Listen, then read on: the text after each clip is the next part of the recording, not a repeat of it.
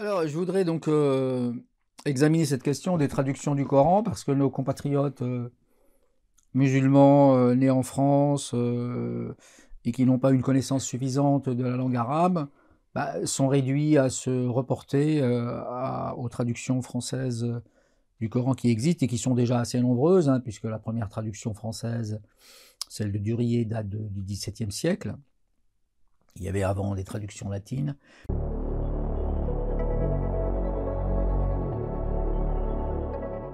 Cette réflexion, en fait, se situe dans un cadre général, puisque on se rend compte que comprendre l'islam est une entreprise qui comporte beaucoup de difficultés, visiblement, et qui paraissent même insurmontables. Et c'est des obstacles auxquels se heurtent à la fois les musulmans et les non-musulmans, et pour des raisons différentes. C'est pas pour les mêmes raisons que les musulmans et les non-musulmans ont du mal à comprendre certains aspects de l'islam. Et donc, en fait, on se dit que toute tentative de comprendre l'islam doit se fonder sur l'étude précise, rigoureuse, profonde des textes de l'islam, au premier rang desquels, bien sûr, le Coran. Alors, quand on sait qu'un quart de la population mondiale vit à l'ombre du Coran, bon, c'est pas anodin. Et puis le Coran, c'est la source des dogmes, c'est un code juridique, c'est un guide moral, c'est un livre de prière et de méditation, et ça enferme toute une vision du monde, de l'homme, de la société. Enfin, il y a des dimensions très importantes. Et donc, pour ceux qui ne maîtrisent pas la langue arabe, ne la maîtrisent pas assez, le passage obligé reste la traduction. Le problème, c'est que la traduction, surtout concernant l'islam, elle pose plus de problèmes qu'elle n'en résout. Et donc, il n'est pas étonnant, en fait, que l'islam soit mal compris, mal interprété par ceux qui ne maîtrisent pas la langue et ne sont pas initiés au monde de l'islam. Et ce qui est encore beaucoup plus inquiétant, c'est qu'on a l'impression que la multiplication des études, des sondages, des tables rondes, des livres, des articles, toute cette floraison qui depuis 40 ans nous inonde de tas de publications, d'imprimés, etc., a aggravé la méconnaissance de l'islam plutôt qu'elle ne l'a encouragé. Il y a des tas de spécialistes qui interviennent. Et donc, on se dit, mais finalement, l'Occident et l'islam se comprennent beaucoup moins aujourd'hui qu'il y a 10 siècles, quand les uns et les autres étaient profondément enracinés sur une religion. Parce que quand on a en face de soi quelqu'un qui a une religion, il peut comprendre. Il y a des choses qui passent. D'accord ? Alors que quelqu'un qui n'a aucun sens religieux, il comprend rien. Enfin, c'est un dialogue de sourds. Et moi, mon hypothèse, en fait, c'est que ce différend, ce fossé abyssal qui semble se creuser depuis plus de 20 ans maintenant entre l'islam et l'Occident, je pense qu'il est surtout lié à une question de traduction, à une question de communication. Il y a quelque chose qui ne passe pas entre les deux mondes. C'est un dialogue de sourds parce que les interlocuteurs ne parlent pas la même langue et surtout, ils ne sont pas d'accord sur les règles qui doivent régir tout dialogue. Que le différent, il est là. C'est pas simplement qu'on a des différences et des malentendus et des incompréhensions ou quelque chose ne passe pas, c'est qu'on n'est pas d'accord sur les règles mêmes qui organisent et structurent le dialogue. Et donc c'est très important du coup de regarder comment, touchant le livre majeur de l'islam, eh bien les choses se passent. C'est-à-dire quel est le degré d'exactitude de ces traductions ? Est-ce qu'elles ont réussi à transmettre le message coranique dans son intégrité ? Comment est-ce qu'elles ont procédé ? Comment les traducteurs ont-ils procédé pour rendre les tours délicats, subtils du discours coranique, hein ? Dans quel esprit elles ont été conduites ? Et finalement, qu'est-ce que les traductions occidentales du Coran nous révèlent sur les traducteurs? Et pourquoi est-ce qu'elles encourent une défiance de la part des fidèles qui leur reprochent plus ou moins donc, de manipuler le texte ou de l'orienter d'une certaine façon, et donc qui leur retire du coup le label de l'authenticité.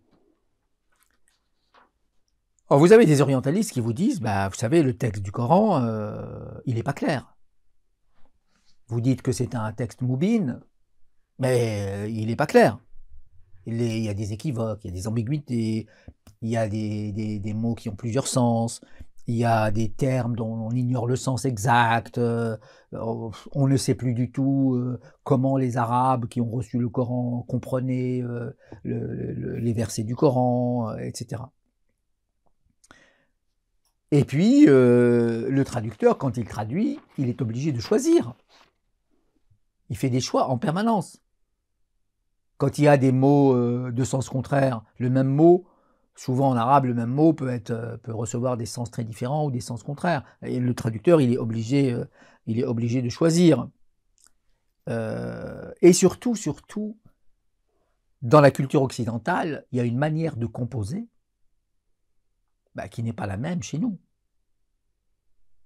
On ne compose pas de la même façon à Bagdad et à Athènes. Donc comme la culture occidentale est l'héritière de la culture, pour une part, de la culture grecque, gréco-romaine, disons, et de sa rhétorique, donc il y a une manière de composer, d'accord, qui n'est pas la même chez nous. Donc ils ont du mal, effectivement, à comprendre ça. Et puis, surtout, comment voulez-vous traduire quand vous êtes constamment déstabilisé par des versets qui... Alors, dans un même passage, vous avez des règles de nature juridique, vous avez des préceptes moraux, vous avez des récits, vous avez des références aux prophètes anciens. Donc ça, on n'écrit pas comme ça. La Bible, c'est pas comme ça. L'évangile, c'est pas comme ça. C'est-à-dire que le chrétien de base qui croit qu'en ouvrant le Coran, il va avoir une biographie du prophète comme les évangiles, là, il va être extrêmement déçu. Donc, le Coran, pour eux, c'est pas un texte moubin. Et d'ailleurs, l'orientaliste qui s'appelle Puin, Gerd Puin, il dit, en lisant le Coran, on remarque qu'environ une phrase sur 5 ne veut rien dire. Et donc, si le Coran n'est pas compréhensible, s'il ne peut même pas être compris par les Arabes eux-mêmes, il est, par conséquent, intraduisible. Ben oui. Et on a quand même remarqué que dans les traductions, il y a les noms des sourates qui ne sont pas traduits. Par exemple, Al-Anfal, Al-A'raf, Al-Hijr, Al-Ahqaf. Voilà, certains traducteurs les glosent, d'autres les reprennent tels quels.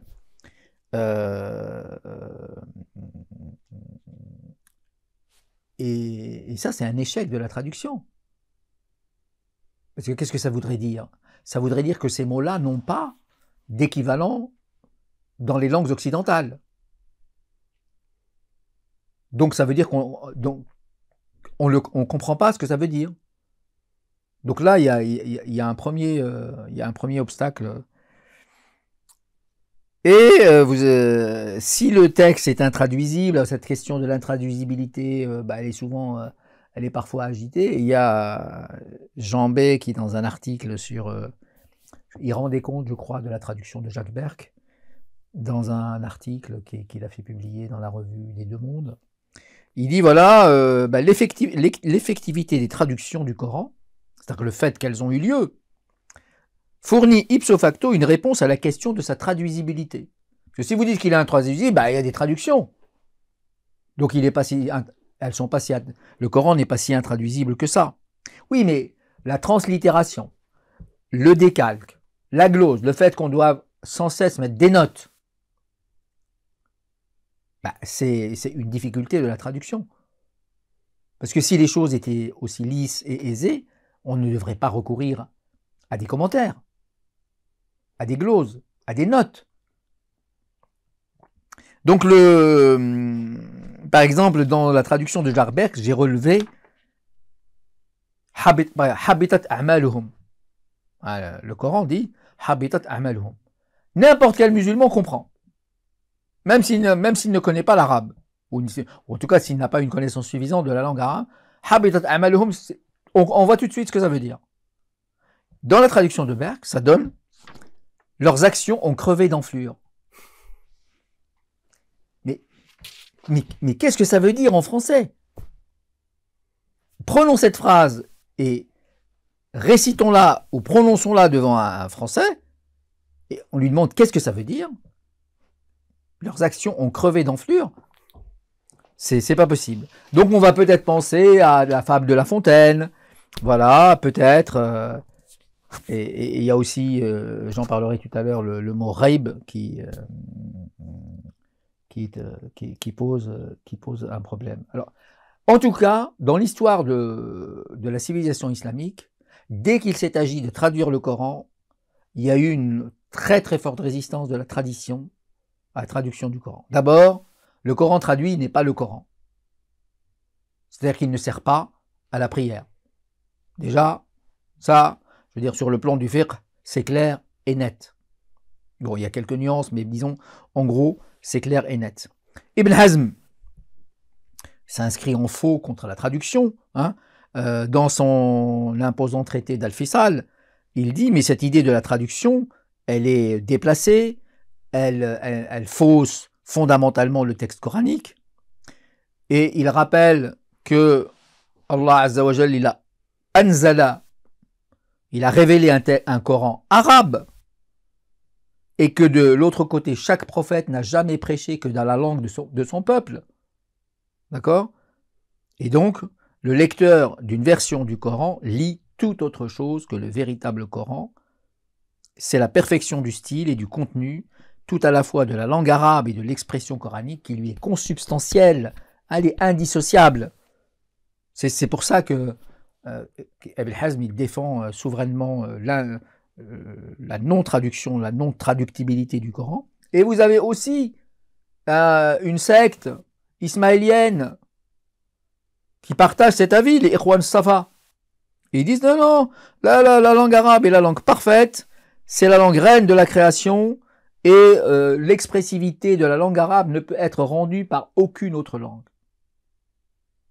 Donc toute traduction finalement dévalorise, fausse, comment dire, elle est à côté de la plaque pour dire les choses familièrement. Vous avez quelqu'un comme Ibn Qutayba, grand logographe, il dit mais la traduction, c'est une infirmité, dit-il. C'est une infirmité par rapport au texte original. Il dit si on peut traduire la Torah, si on peut traduire l'évangile de l'hébreu en grec, en syriaque, etc., la rhétorique de l'arabe ne le permet pas. Et là, la tâche du traducteur, dit-il, est impossible. Et donc on comprend là, effectivement, que l'idée d'une traduction du Coran a été très contestée dans le monde musulman. Alors l'unique concession que la tradition fait de ce point de vue, c'est d'autoriser le commentaire. C'est-à-dire que face à des gens qui veulent comprendre le sens des versets, eh bien on va commenter, on va expliquer, on va gloser autant qu'il le faut, mais ça n'est pas une traduction. C'est un commentaire, c'est une glose, un commentaire aussi long que nécessaire pour que les gens comprennent effectivement. Pourquoi? Parce que la langue du Coran, elle est consubstantielle. La parole d'Allah, elle est consubstantielle à la langue de la révélation. Elle en est inséparable. D'accord? Et si vous traduisez le Coran, il perd cette sacralité. Vous le détachez finalement de la langue originelle, et donc ça devient tout à fait autre chose. Et donc les traductions qui sont entreprises par des musulmans ou par des non-musulmans ne peuvent servir à aucun usage liturgique. Al-Jahid, grand écrivain, Mu'tazilite aussi, mais grand écrivain quand même, il a dit mais la traduction est impossible. Alors voilà ce qu'il dit. Le traducteur ne rend jamais ce que dit le sage.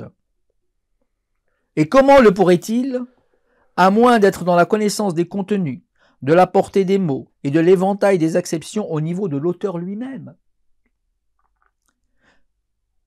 Alors il va épingler, il va critiquer les traducteurs des Grecs, des textes grecs. Il dit mais quand est-ce que Ibn al-Batriq, Ibn Naïma, Ibn Fihriz, Théophile, Ibn Wahili et Ibn al-Muqaffa ont-ils été les égaux d'Aristote?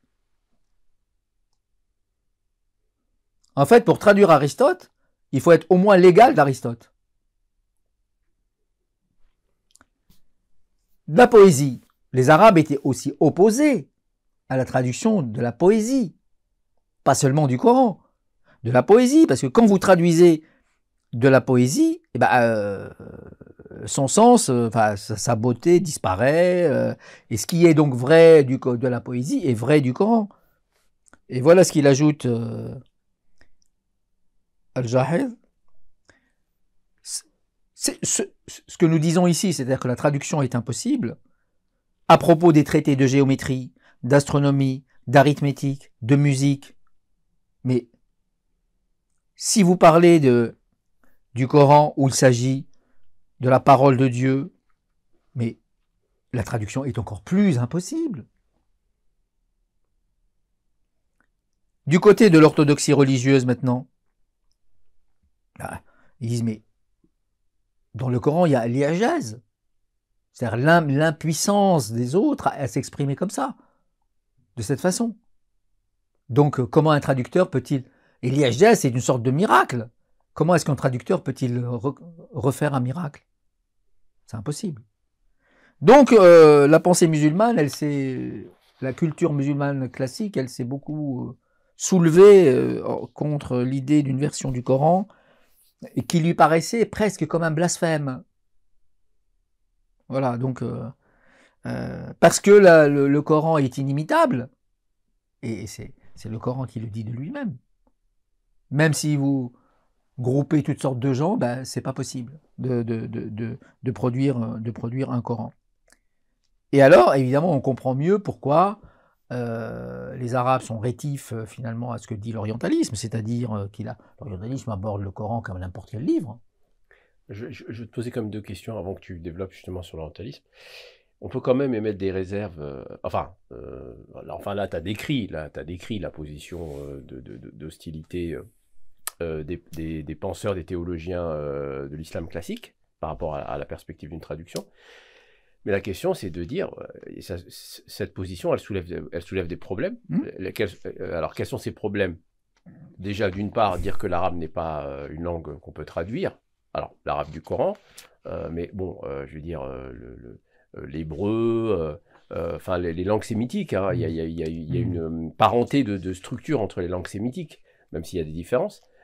Et on a pu traduire donc toutes sortes de textes hébreux, araméens à l'époque, etc., dans d'autres langues.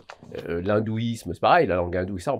Donc finalement, quand on veut penser à l'universalité du message, comment partager et comment transmettre le message dans les langues de compréhension des populations, et on ne peut pas raisonnablement attendre que l'humanité entière se mette à l'arabe, et donc ça condamnerait finalement l'islam et le Coran notamment à être le livre que des Arabes, et l'islam resterait une religion arabe, parce qu'elle serait compréhensible que par les Arabes. Donc ça c'est une première objection. Et la deuxième, c'est que le Coran lui-même pratique la traduction, puisqu'il nous traduit en langue arabe des propos de peuples qui n'étaient pas arabes. Oui. Noé, Abraham, les prophètes juifs, etc. Le Coran lui-même pratique la traduction, parce nous, on retranscrit des paroles de prophètes en langue arabe, mais eux ne parlaient pas l'arabe. C'est sûr. Donc, quand on y réfléchit bien, le Coran lui-même pratique la langue arabe. Donc, est-ce que tu peux nous apporter,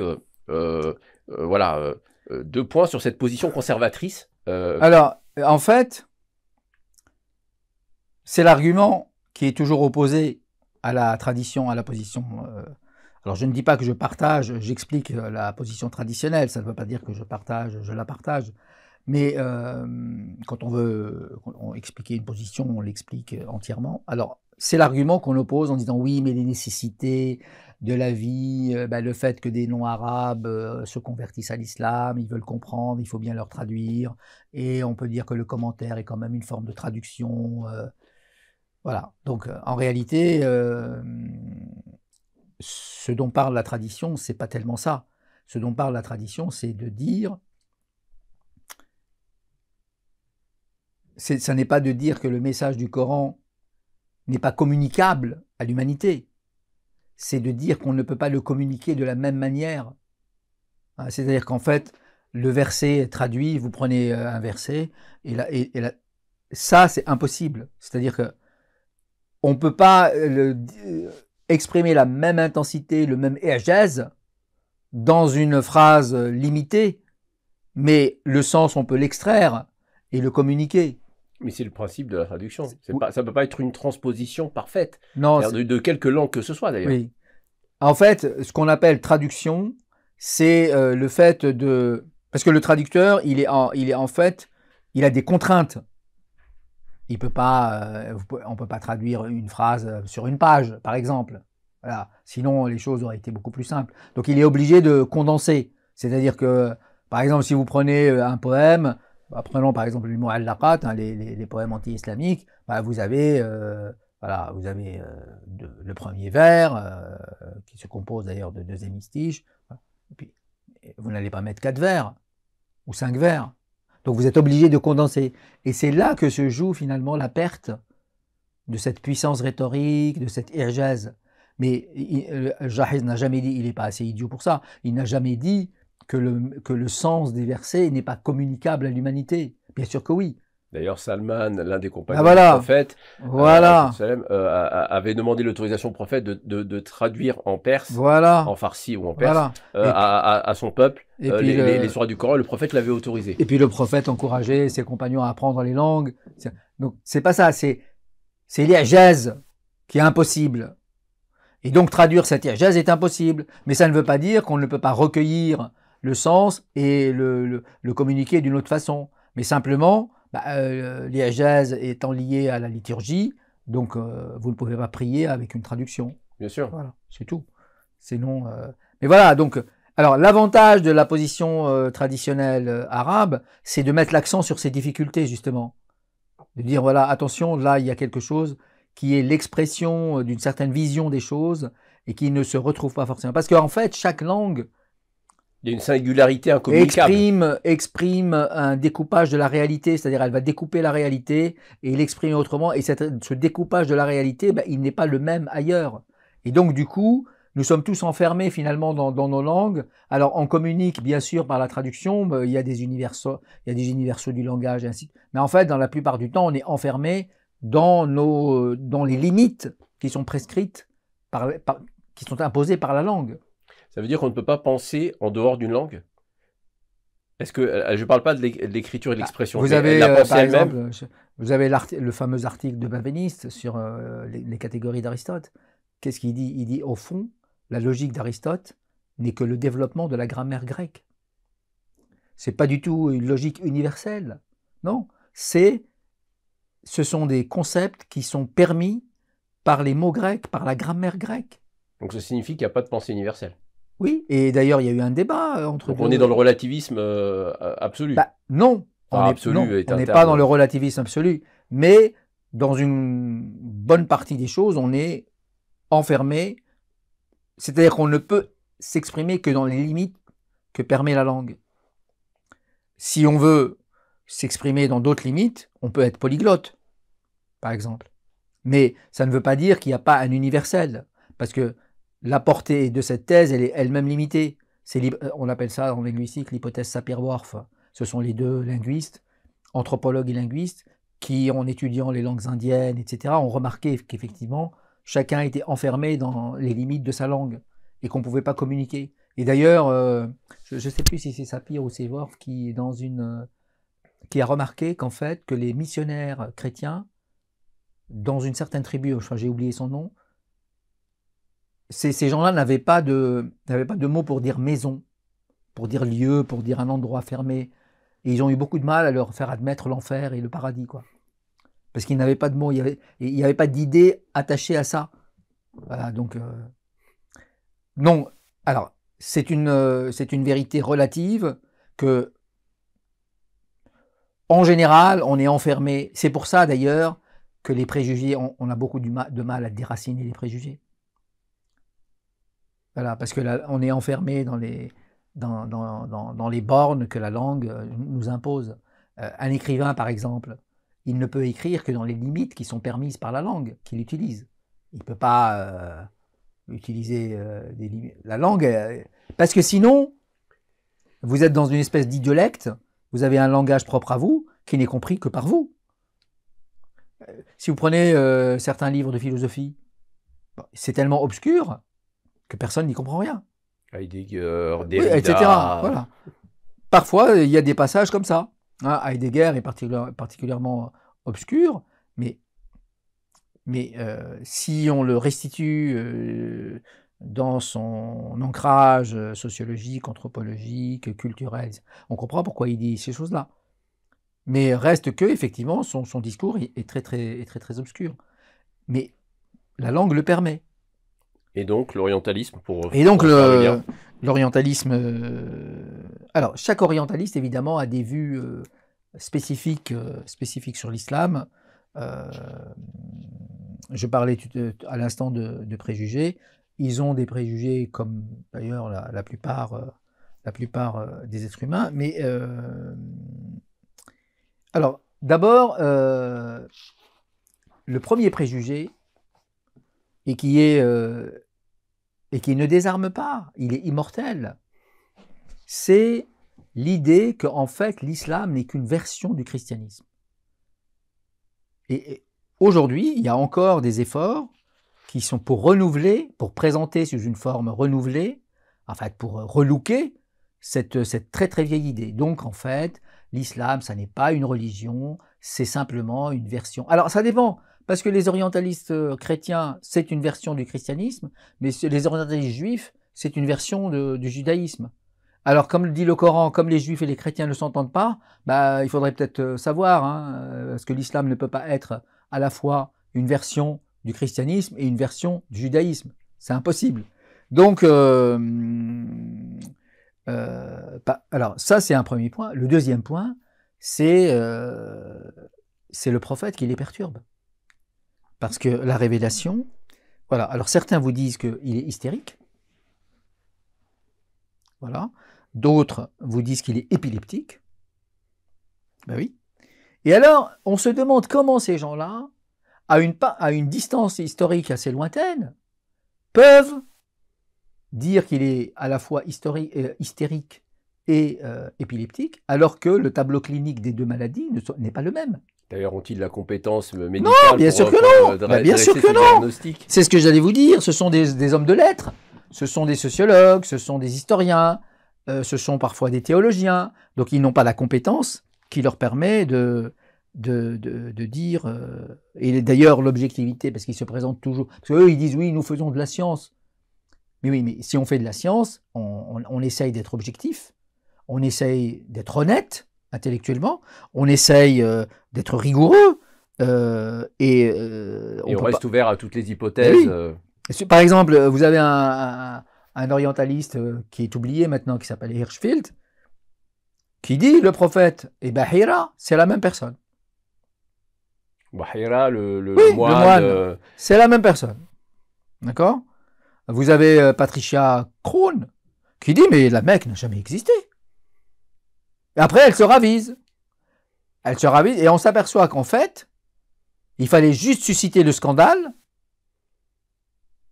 Parce qu'une fois qu'on suscite le scandale, ben, on devient connu du coup. Et voilà. Après, il dit non, finalement... Et on ne met pas la même publicité à réfuter les thèses qui ont été largement diffusées pour rétablir la vérité historique, finalement. Toujours. Ah, on met 2 lignes. Et donc, l'ensemble des présuppositions, l'ensemble des préjugés de l'orientalisme, ou comment on appelle ça maintenant, de l'islamologie, les musulmans les rejettent. Pourquoi ? Parce qu'ils disent que l'opinion du musulman, c'est de voir qu'en fait, l'orientalisme maltraite le Coran, d'accord, ne le respecte pas en tant que texte, ne voit pas sa spécificité, c'est-à-dire qu'en fait, pour l'orientalisme, le Coran, c'est comme la Bible, c'est comme n'importe quel texte, donc on lui applique les méthodes et les procédés historico-critiques, et donc, il ne voit pas à quel point ces positions-là leur valent finalement l'hostilité des musulmans. Et donc ils ne comprennent pas le Coran finalement. Ils ne comprennent pas le Coran et le Coran leur échappe, est un objet qui leur échappe. Ah oui, c'est ça. Il leur échappe parce Parce que le rôle du traducteur, c'est d'abord de percevoir la spécificité du texte qu'il traduit. C'est d'abord de respecter l'intégrité du texte qu'il traduit. D'accord? Alors, pourquoi je dis l'intégrité? Parce que des traducteurs de la fin du XXe siècle, donc c'est pas très loin de nous, ont oublié de traduire certains passages des versets. Par exemple? Jacques Berck, l'Égyptien qui était professeur à l'Azhar et aussi au Langzhou, Mahmoud Azab, a écrit un article où il a relevé tous les oublis de Jacques Berck. Il y en a pas, il y a un paquet, hein. Il y a plus de 160 fragments de versets qui n'ont pas été traduits. Alors dans la deuxième édition, Jacques Berck a corrigé, mais il n'a pas tout corrigé. Il a corrigé, c'est-à-dire qu'il a traduit ce qu'il n'avait pas traduit, mais pas tout. C'est propre à Jacques Berck ou il y a d'autres traducteurs qui ont fait la même Ça, erreur? c'est l'exemple le plus récent, mais il y en a d'autres qui escamotent. Par exemple, quand quelque chose les gêne, ils font une petite pirouette et ils escamotent le verset. Voilà. Parce que ça les... Ou alors, ils ont tendance à christianiser le texte. Comme par exemple dans Raïb. Si on prend l'exemple de Raïb, donc il y a une notion coranique. Voilà, qui est une notion coranique très importante. Alors, il y a un petit texte de Godefroy de Montbine, qui est un islamologue, qui est mort à la fin des années 40, qui a vécu très très vieux, je crois qu'il est mort à plus de 90 ans. Il a fait un petit texte dans les mélanges Massignon sur la notion de Raïb. Et alors, c'est un acte très important, enfin, c'est-à-dire qu'il donne une idée de...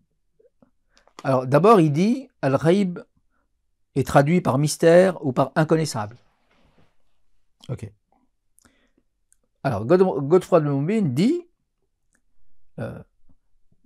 Raïb, c'est le mystère du monde dévoilé ou non au prophète, c'est-à-dire de révélation ou d'inconnaissable. Donc là, on a une espèce de choucroute où on a à la fois le mystère, la révélation et l'inconnaissable. Alors, révélation, c'est le wahi. Donc en fait, le raïb, c'est la même chose que le wahi. C'est ce qu'il est en train de dire. Je ne sais pas s'il se rend compte de l'énormité de ce qu'il est en train de dire. Et il ajoute, Allah, dès l'origine des temps, a inscrit les destinées du monde sur la table bien gardée, al-Lawh al-Mahfouz. Il en a révélé une partie à ses envoyés, mais le reste demeure ignoré des humains. D'accord? Donc, là, c'est ça le raïb. Ensuite, il ajoute, c'est le mystère du monde, et il renvoie à la Surat al-Takwir, où, au verset 24, وَمَا هُوَ عَلَى الْغَيْبِ بِضَنِينٍ. Il traduit ça comme ça, il n'est point avare de mystère. Autrement dit, le prophète sallallahu, quand il reçoit la révélation, il la diffuse. Il ne la garde pas pour lui, c'est son rôle. Al-Balar, c'est son rôle, et de transmettre. Mais dès qu'on traduit, dès qu'on introduit le mot de mystère, c'est foutu. C'est foutu, parce que le mystère, c'est un terme qui est connoté en christianisme, et qui forcément va nous entraîner dans une interprétation chrétienne des choses, parce que c'est comme ça. Hein. Et en chrétienté, le mystère, c'est l'intention secrète de Dieu, et le contenu du mystère, c'est la personne du Christ. C'est aussi grec, parce qu'on parlait des mystères d'Éleusis. Oui, non, mais ça, c'est les... Alors après, je ne sais pas si c'est une traduction d'un mot grec qui ne veut pas dire ça, mais... Là, il y a eu une controverse entre les étymologistes. Certains, la plupart disent qu'en fait, le mot mystère vient d'un verbe grec, etc., qui veut dire secret, d'où les religions à mystère. Initiatisme, voilà, initiation. Il faut être initié pour connaître les secrets de la divinité, etc. Mais certains autres vous disent qu'en fait, c'est une fausse étymologie, parce que la véritable étymologie, elle est arabe. Bon, on ne va pas décider ici qui a raison et qui a tort. Mais en réalité, Dieu nous a communiqué une partie du Ghaib. Nous savons ce qui va se passer pour nous dans le Ghaib. Alors comment vous le traduiriez justement, le mot Ghaib? Mais le Ghaib dans la langue arabe, c'est ce qui s'absente. C'est ce qu'on ne peut pas percevoir. C'est ce qui, dans ce monde, nous est occulté. L'invisible? L'invisible.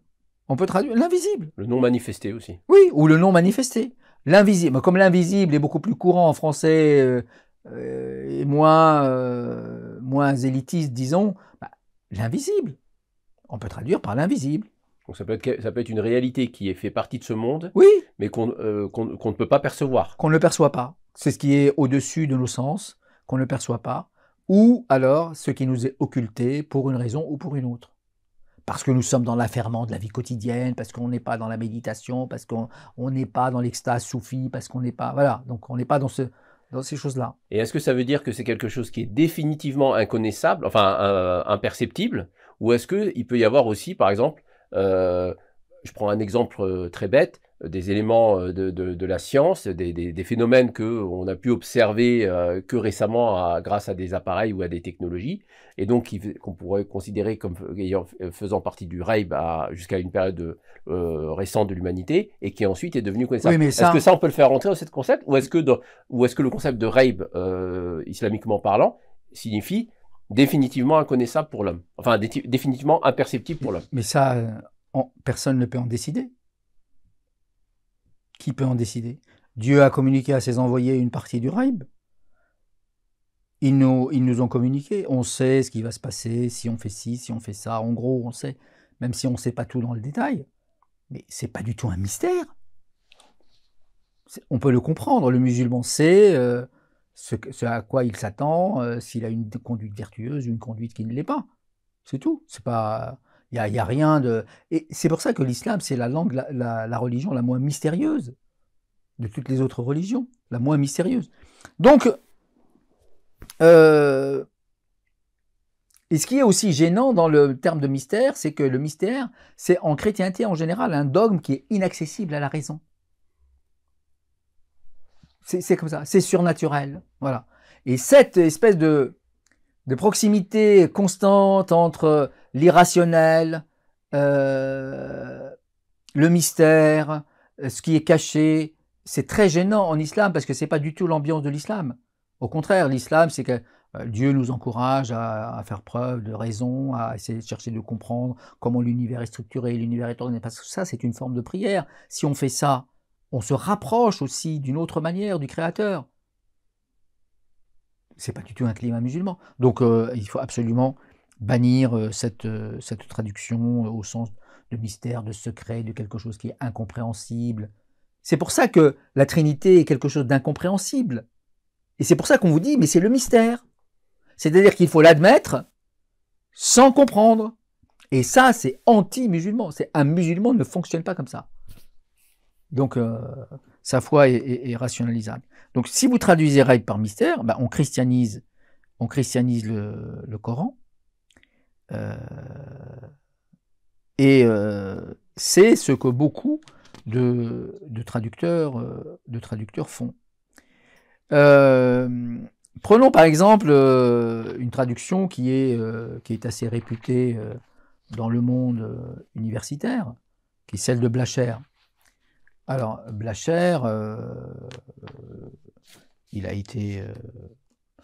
d'abord fait des travaux sur la langue, sur Al-Mutanabbi. Il a fait une thèse sur Al-Mutanabbi. Un grand poète. Un grand poète arabe qui est mort au Xe siècle. Et tout à coup, il se met à traduire le Coran. Personne ne sait pourquoi. Pourquoi est-ce qu'il passe d'Al-Mutanabbi au Coran? Alors, il a d'abord fait une première traduction où il essaye, en s'inspirant de l'école allemande, de Nöldeke, etc., de reclasser les sourates pour essayer de trouver une chronologie entreprise qui est vouée à l'échec, évidemment, puisque personne n'a réussi, cet exercice. Alors, ce qu'on peut reprocher à Blacher, alors l'université, par exemple, quelqu'un comme David Cohen linguiste réputé, ne tarit pas d'éloges sur la traduction de Blachère. Là, Henri Laouste dit que avant de lire le Coran, il faut jeter un œil sur la traduction Blachère qui est la référence. Bon, mais ça, c'est la connivence des universitaires entre eux, hein, donc c'est la rhubarbe et le séné, quoi. Donc, mais bon, ça n'a pas beaucoup, c'est anecdotique, ça n'a pas beaucoup d'importance. Ce qu'on peut reprocher à Blachère, c'est d'abord qu'il ne respecte pas le texte. Par exemple, il change la numérotation des versets. Si on utilise plusieurs traductions, on s'aperçoit qu'il est très difficile de retrouver, en tout cas assez pénible, de retrouver dans Blachère le numéro du verset. Pourquoi il fait ça? Pourquoi il a fait ça? Bah, je pense que ça rentre dans sa tentative de reclassement des versets.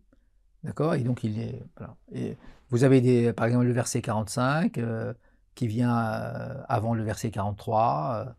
Oui, n'importe qui peut faire cette expérience. La traduction de Blachère est disponible. Hein. Et donc, c'est très, très embêtant. Et on se demande il outrepasse les droits du traducteur, parce que le traducteur doit respecter l'intégrité du texte. C'est pas à lui ça n'est pas lui qui a écrit ou disposé le texte. C'est donc il doit respecter l'intégrité du texte. Ce qu'on ne fait pas pour Shakespeare ou pour Cervantes ou pour... on n'a pas à le faire pour le Coran. Mais il signifiait par là que, selon lui, le texte du Coran tel qu'il existe est une organisation erronée, c'est-à-dire il y a eu des erreurs dans le choix de classement, et lui, il estime corriger ces erreurs, ou est-ce que c'est autre chose? Non, je pense que l'intention dernière, je peux me tromper, mais l'intention dernière, c'est de montrer que c'est une œuvre humaine. C'est tout. Bon, c'est pas un texte qui vient d'un Dieu tout-puissant, omniscient. Non, c'est un texte humain, et donc on peut essayer de le reconfigurer. Voilà. Donc, mais bon. Donc le traducteur, c'est pas son rôle de modifier quoi que ce soit au texte, ni la numérotation, ni quoi que ce soit d'autre. Enfin, avant lui, Pierre le Vénérable, Maracci et d'autres ont eu la même attitude, hein, donc n'ont pas beaucoup respecté le texte. Par exemple, il ajoute des mots. Il n'est pas le seul à faire ça, mais il ajoute des mots. Je parle de lui parce que c'est cette prétention exorbitante à la rigueur universitaire qui fait qu'on s'étonne un peu qu'il ajoute des mots, ou qu'il y a des mots qui sont mis entre crochets, soi-disant pour faciliter la compréhension. Mais ça, c'est lui qui ajoute les mots. Rien ne me garantit que le mot que choisit Blachère est pertinent pour me faire comprendre mieux le texte. Donc ça, il n'est pas le seul... il n'est pas le seul à le faire. Alors, il y a d'autres mots sur lesquels on peut évidemment s'interroger. Par exemple, la traduction, c'est un réflexe. De la sourate At-Talaq. Le divorce. Ils traduisent tous répudiation. Répudiation. Voilà. Et donc, ça en dit long sur leurs préjugés. Non, la répudiation, c'est pas le talaq. La séparation. C'est une forme de séparation, voilà, oui, mais qui a ses statuts juridiques. Mais on ne peut pas traduire une sourate par la répudiation. Donc, c'est pas possible. Alors, il y a une formule aussi qui m'amuse beaucoup. I'tasimu bihablillahi jami'an wa la tafarraqu. Alors là, c'est un festival. Hein. C'est un festival de créativité. Alors, Masson. Masson, en général, il y a beaucoup de gens qui aiment sa traduction parce qu'elle est fluide. Bon, elle est lisible, elle est claire, enfin, elle semble claire, etc. Bon, voilà ce qu'elle dit. I'tasimu bihablillahi jami'an wa la tafarraqu. Attachez-vous fermement au pacte de Dieu. Au pacte. Et d'ailleurs, elle traduit le même mot, j'ai remarqué ça. Alliance. Elle traduit pacte.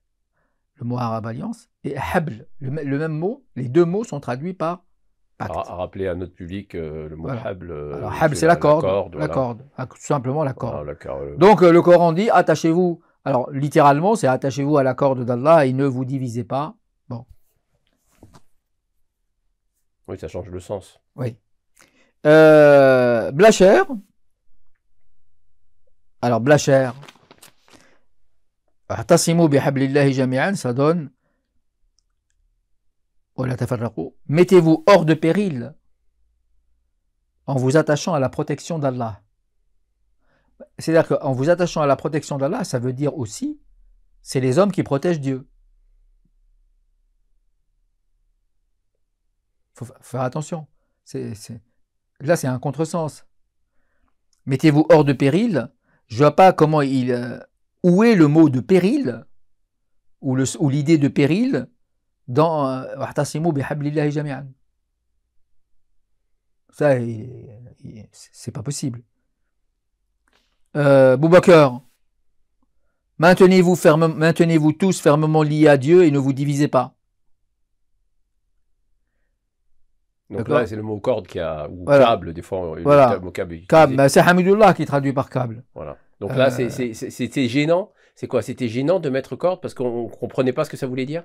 Non, mais la corde, c'est un arabisme. C'est-à-dire que l'arabe a cette faculté de dire, pour les arabes, c'est clair et évident. Bon. Mais en français, il faut prendre ce sens-là et le traduire par un autre mot qui a approximativement le même. Alors, Masson a essayé pacte, mais pacte, parce que le pacte, c'est un accord. Parce que là, il y a une interprétation finalement. Bah oui, qu'on est en train de dire. Il faut interpréter ce verset. Il faut interpréter, et l'interpréter justement. C'est-à-dire, qu'est-ce que c'est pour les musulmans, qu'est-ce que c'est que la corde? Ça veut dire quoi? Mais peut-être parce que ça a été interprété différemment, justement, dans les exégèses. Oui, mais là... Donc, il est difficile de sélectionner arbitrairement un des sens possibles. Oui, mais on peut, même en mettant de côté provisoirement ce qui a été dit par les commentateurs, essayer de retrouver le sens originaire et dire, oui, mais alors, finalement, attachez-vous à la corde d'Allah. Qu'est-ce que ça veut dire? Ça peut vouloir dire la révélation. Est-ce que ça peut, voilà, mais voilà, ça peut vouloir dire la révélation. Et si on a assez d'arguments... Donc le Coran, finalement. Ben oui, ça veut dire ça. Attachez-vous au Coran. C'est ça. Ben voilà. Qu'est-ce qui les empêche de dire ça? Parce qu'il y a la descente. Voilà. Bon, même si on peut... il ne faut pas tomber dans le littéralisme, oui. Mais ça relie finalement la verticalité et l'horizontalité. Voilà. Donc la corde, c'est ça aussi. Oui, la corde, c'est le lien. Mais le lien... D'accord, très bien. Le lien, on reste dans une dimension un peu anthropomorphiste. Bon, mais si c'est le Coran, symboliquement. Si c'est le Coran, rien n'empêche de dire attachez-vous au Coran. Ou attachez-vous à la révélation. Ou au prophète. Oui, ou au prophète. Voilà. Donc là, on a péril. Bon, il y a Penaud qui dit saisissez-vous de ce qui vous relie, de ce qui relie à Dieu et ne vous divisez pas. Et autre chose aussi qui a attiré mon attention, c'est Nabi al-Ummi. Alors là, il faut dire, c'est une anecdote, mais qui est quand même significative, parce que Denise Masson, qui curieusement d'ailleurs n'écrit jamais Denise, c'est toujours des Masson,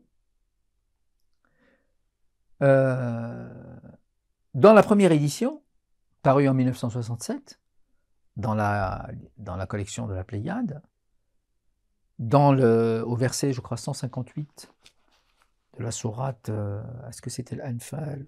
Peut-être l'Anfal, je ne me souviens pas très bien. Al-Nabi al-Ummi, elle traduit par le prophète des infidèles. Mais le pire, c'est pas ça. Parce que comme elle est chrétienne, forcément, les musulmans sont des infidèles. C'est la vision chrétienne traditionnelle. Oui, les infidèles, c'est les musulmans, forcément. Bon. Le scandale, c'est pas ça. Le scandale, c'est quand cette traduction a été bénie par Al-Azhar. Ça veut dire que celui qui a cautionné, qui a donné sa bénédiction à cette version n'est pas allé jusqu'à la 7e ou la 8e sourate. Et ça a fait un gros scandale à l'époque. Donc il y a eu de la négligence. Oui, non, mais c'est pas sérieux, franchement, c'est pas très sérieux. Bon, après, elle a corrigé, bien sûr. Ça a donné le prophète des gentils. Voilà.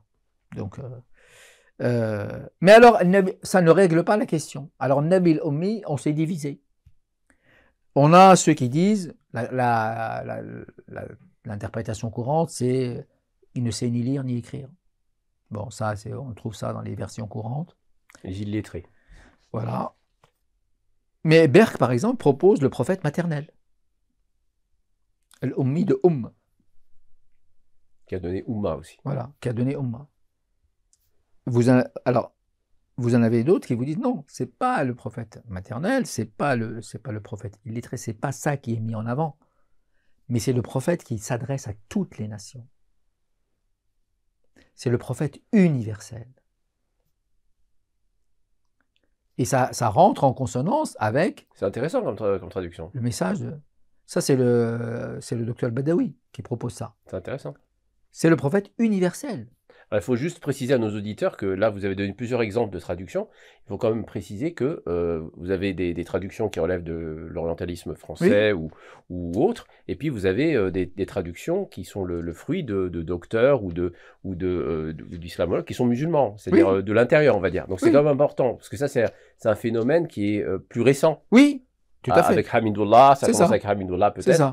Et puis, vous avez parlé de Penaud, Boubaker. Donc là, on a des théologiens voilà, donc c'est plus intéressant d'interpréter Nabil Ummi comme étant le prophète universel, même si, dans la tradition, quand il reçoit la révélation, Iqra ma ana biqari, donc ça n'enlève pas ça. Quand on dit le prophète universel, on met l'accent sur cet aspect-là, pas sur l'autre. Ce qui n'empêche pas l'autre d'être aussi vrai. Donc il faut bien préciser. La polysémie, il faut bien préciser les choses. Mais en aucun cas, on ne peut recevoir la traduction du prophète maternel, parce que le prophète, il était ummi, mais il n'était pas jahil. Donc l'arabe distingue bien entre le jahil, l'ignorant, et le ummi, qui ne sait pas lire. Alors, maintenant, je ne vais pas citer toutes les expressions coraniques, mais dans la sourate Maryam, Marie, vous avez Ishta'ala ar-ra'su shayban. D'accord, on annonce qu'il va avoir un enfant, n'est-ce pas?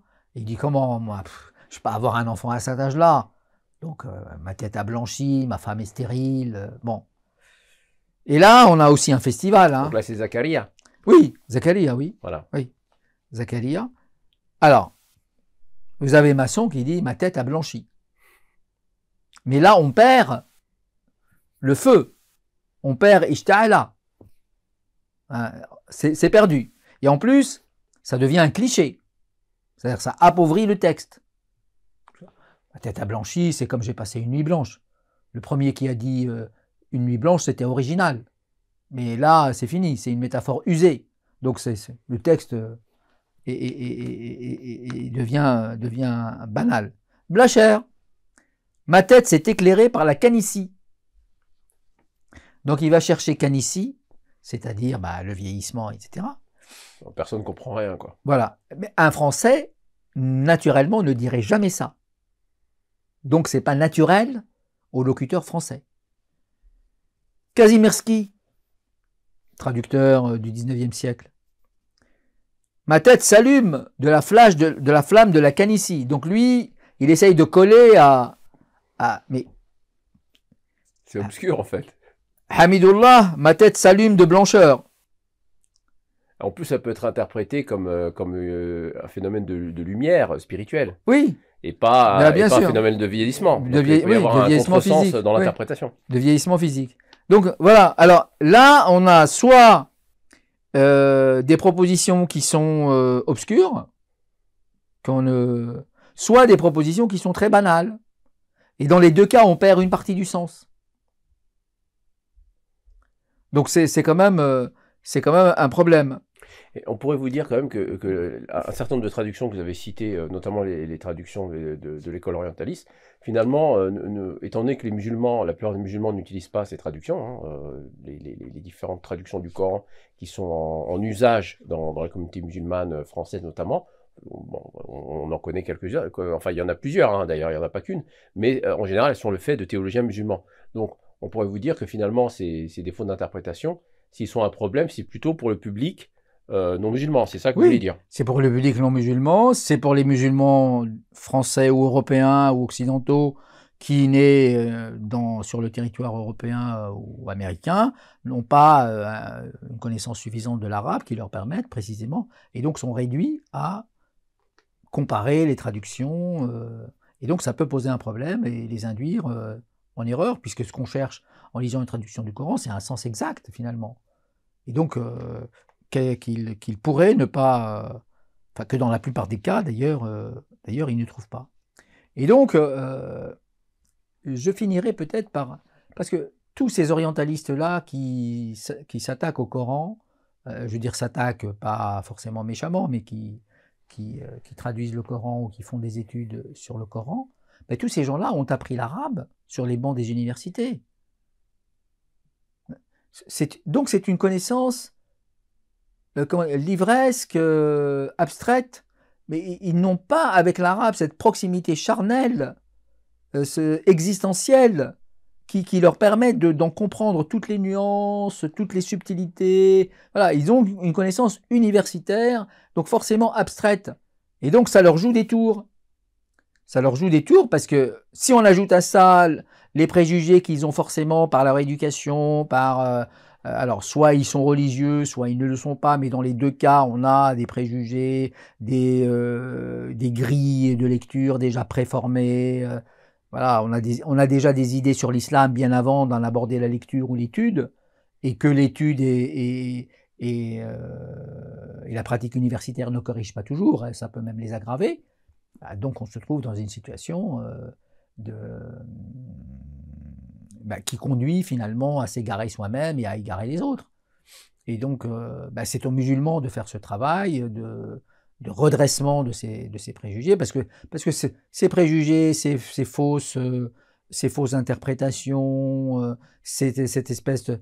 Parce qu'on part d'une idée préconçue et on cherche finalement à lui donner des fondements scientifiques. Vous voyez, par exemple, on croit que l'islam est une version du christianisme, et à partir de là, on va essayer de trouver des éléments qui permettent de l'accréditer.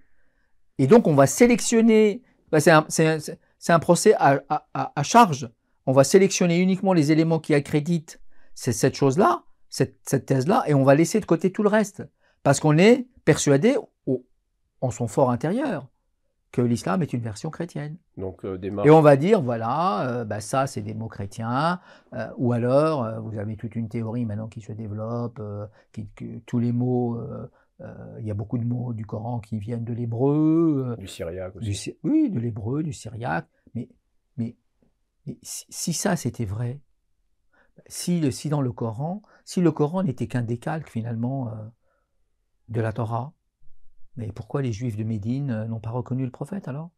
Et puis comment les Arabes de l'époque auraient pu le comprendre, si c'était des mots hébreux ou syriaques? Oui, comment? Enfin, tout ça, c'est pas très sérieux. Et puis il y a des faux parallèles, il y a toutes sortes de faux parallèles, enfin bon.